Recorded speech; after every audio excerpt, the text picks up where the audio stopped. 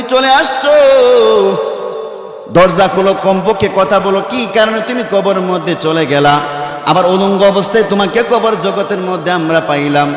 নারী আবার বললেন, যদি তোমরা আমার সঙ্গে সাক্ষাৎ করো অত্যন্ত সাহস লাগবে তোমাদের, কারণ আমার চেহারাটা এতটা বিভৎস চেহারা। আমার চেহারা যদি দুনিয়ার কোন মানুষ তার চামড়া চোখ দিয়ে দেখে, তাহলে সে সাথে সাথে হার্ট ফেল করে জায়গার মধ্যে সে মারা যাবে। মাওলানা তারিক জামিল হাফিজাহুল্লাহ তিনি বলেন, পাকিস্তানের করাচিতে একটা মসজিদ আছে, মসজিদে বাইতুল মামুর। এই মসজিদের মধ্যে মুফতি আব্দুর রউফ সাহেব তিনি নিজে একটি ঘটনা উল্লেখ করেছেন যে পাকিস্তানের গিলগিট নামক এক অঞ্চলের মধ্যে একজন ব্যক্তি এক নিরিবিলি এক কবরের পাশ দিয়ে অতিক্রম করছিল। এখানে মানুষের বিশেষ একটা আনাগোনা নাই। একজন ব্যক্তি তিনি কবরের পাশ দিয়ে যাচ্ছিল, যাওয়ার পরে তিনি তখন এক নারীর কণ্ঠে তিনি চিৎকার শুনতেছেন। একজন নারী ডেকে ডেকে বলছেন, আমি কবরের মধ্যে বেঁচে আছি, আমাকে একজন বাঁচাও। আবার বললেন, আমি কবরের মধ্যে বেঁচে আছি, আমাকে বাঁচাও। আবার বললেন, আমি কবরের মধ্যে বেঁচে আছি, আমাকে বাঁচাও। বারবার বলার পরে এই ব্যক্তিটা একাকী কবরের পাশে থাকার কারণে অত্যন্ত ভয় পেয়ে গেলেন। ভয় পাইয়া জনপদে এবং এলাকার মানুষের কাছে গিয়ে বললেন, আমি যখন কবরের পাশ দিয়ে আসতেছিলাম, কবরের মধ্যে একটা আওয়াজ শুনছি, নারী কণ্ঠে একটা আওয়াজ। কবরের মধ্যে একজন নারী চিৎকার করে বলতেছে সে নাকি কবরের মধ্যে জিন্দা এবং বেঁচে আছে, তাকে বাঁচানোর জন্য সে বারবার চিৎকার করতেছে, তোমরা আমার সঙ্গে চলো। এলাকার বাসী লোকদেরকে তিনি জমাইয়া তখন কবরের পাশে গেলেন। গিয়ে দেখেন ঠিকই তো কবর থেকে একটা নারী কণ্ঠে আওয়াজ বারবার চিৎকার দিয়ে বলতেছে, আমি কবরের মধ্যে বেঁচে আছি, আমাকে বাঁচাও। বারবার এই কথা বলার পর এলাকার লোকেরা তখন সবাই একটু ভীত হয়ে একজন ওলা আলেমের কাছে গিয়ে বললেন, হুজুর, আমরা কবরের পাশে যখন গিয়েছিলাম একজন নারী কণ্ঠের আওয়াজ শুনলাম, সে বারবার বলতেছে সে নাকি কবরের মধ্যে জিন্দা আছে, তাকে বাঁচানোর জন্য। হুজুর, এবার কি করব? হুজুর বললেন, তোমরা যেহেতু সে বারবার বলতেছে তাকে বাঁচানোর জন্য, তাহলে কবরটা খুইরা তোমরা তাকে উদ্ধার করো। এবার এলাকার মানুষেরা সবাই দোয়া দুরূদ পড়ে কবর উপর থেকে মাটি সরাইলেন। এরপর আবার আস্তে আস্তে করে বাঁশ বা কাঠগুলো সরাইতে আরম্ভ করলেন। এবার একটু যখন হালকা ফাঁকা করলেন, ফাঁকের ছিদ্র দিয়ে দেখা যায় কবরস্থানের মধ্যে যেই নারীটা বসে আছে সে সম্পূর্ণ নগ্ন অবস্থায়, উলঙ্গ অবস্থায়, তার দেহের মধ্যে কোনো কিছুই আর বাকি রইল না। এবার সে বলতেছে যে আমার জন্য এক টুকরা কাপড়ের ব্যবস্থা করো। বাড়ি থেকে কাপড়, বড় কাপড় আইন এবার নারীর কাছে দিয়ে দেওয়া হলো। নারী তার এই কাপড় দিয়ে তার পুরাটা দেহকে আবৃত করলেন। কবর থেকে উইটা আর কবরস্থানের মধ্যে দেরি করলেন না, এক দৌড় মারছে নারীর বাড়ির দিকে রওনা করলেন। সমস্ত পুরুষেরা এবার বললেন, কি ব্যাপার? নারী তো আমাদের সঙ্গে কোনো কথাবার্তাই বলল না, কি ব্যাপার? সে কেমনি কবরের মধ্যে চলে গেল? কেনই বা সে উলঙ্গ অবস্থায় কবরের মধ্যে সে পড়ে আছে? এলাকার বাসীর সমস্ত লোকেরা আবার নারীর পিছু পিছে তার বাড়ির দিকে রওনা করলো। নারী এক বাড়িতে যাইয়া তার ঘরে দরজা বন্ধ করে দিছে, আর দরজা খুলে না। এবার এলাকার মানুষেরা বললেন, কি ব্যাপার? তোমাকে কবর থেকে আমরা উদ্ধার করলাম, তুমি আমাদের সঙ্গে কিছু কথা না বললে কেন বাড়ির মধ্যে তুমি চলে আসছো? দরজা খোলো, কমপক্ষে কথা বলো, কি কারণে তুমি কবরের মধ্যে চলে গেলা? আবার উলঙ্গ অবস্থায় তোমাকে কবর জগতের মধ্যে আমরা পাইলাম। নারী আবার বললেন, যদি তোমরা আমার সঙ্গে সাক্ষাৎ করো অত্যন্ত সাহস লাগবে তোমাদের, কারণ আমার চেহারাটা এতটা বিভৎস চেহারা। আমার চেহারা যদি দুনিয়ার কোন মানুষ তার চামড়া চোখ দিয়ে দেখে, তাহলে সে সাথে সাথে হার্ট ফেল করে জায়গার মধ্যে সে মারা যাবে। এবার মানুষ কিছু ভয় পেয়ে গেলেন। এরপরও কয়েকজন সাহসী মানুষ বললেন, ঠিক আছে, আমরা ভয় পাবো না, দরজাটা খোলো। দরজাটা খোলার পরে নারী ঘরে কর্নার মধ্যে দাঁড়ানো অবস্থার মধ্যে আছে। আবার বললেন, তোমার চেহারাটা কি? তোমার চেহারা এমন বিভৎস, তোমার চেহারা, যেই কারণে আমরা তোমার চেহারা দেখে ভয় পাইব। তোমার চেহারাটা একবার আমাদের সামনে একবার ওপেন করে দাও।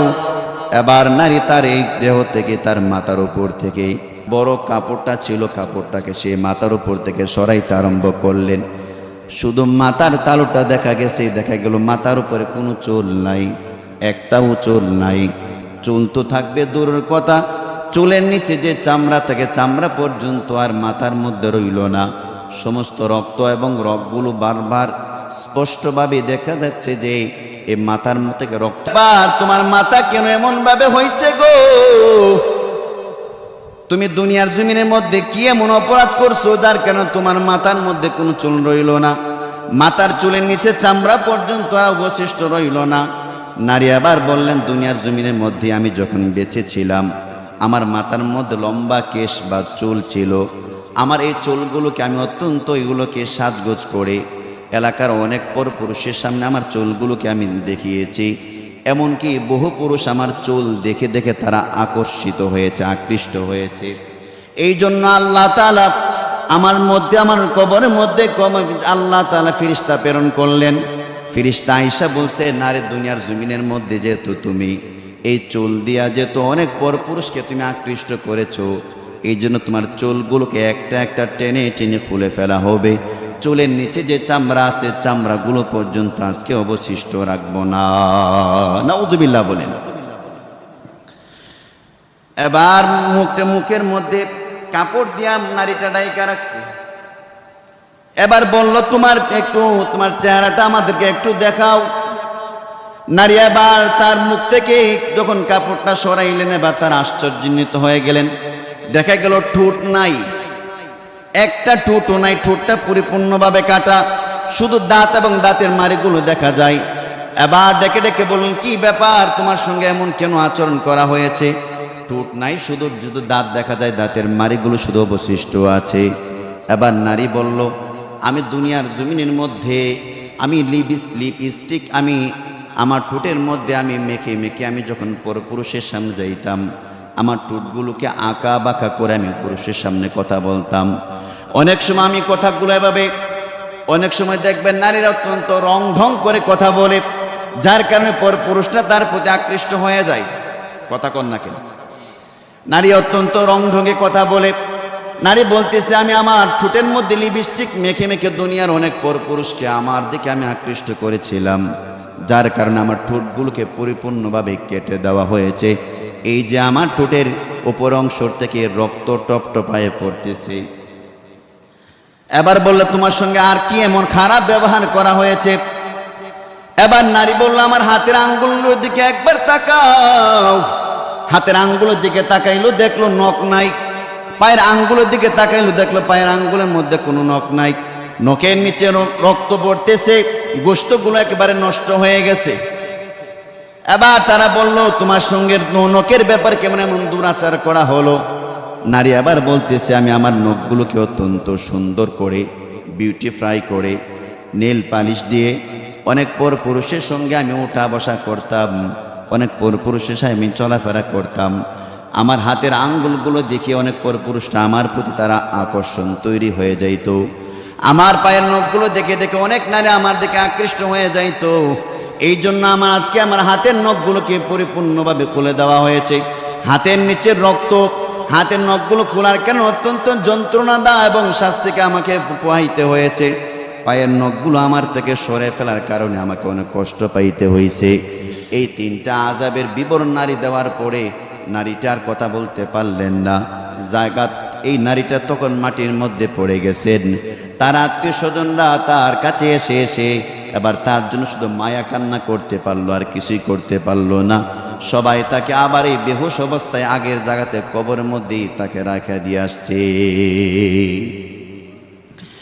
এই জন্য কবর আযাব সত্য, যদিও এটা আমরা কখনো দেখি না। যেটা দেখার বিষয়, আবার যেটা দেখার বিষয় এটা বলার বিষয় না।